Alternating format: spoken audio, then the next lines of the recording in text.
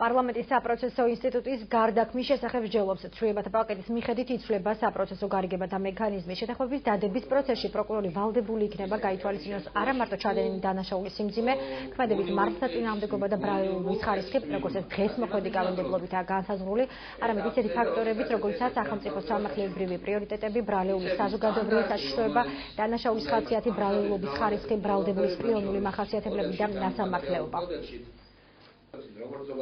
რამდენიმე მნიშვნელოვანი სიახლეა. პირველ რიგში გამჭვირვალობის კუთხით უმჯობესდება კანონმდებლობა, საპროცესო შეთანხმების თავობაზე პროკურორი და დაცვის მხარე აფორმებენ ოქტომბერიდან, სადაც აღეწერება მთელი პროცესი საპროცესო შეთანხმების შეთავაზებიდან მის დადებამდე, ძალიან მნიშვნელოვანი სიახლეა.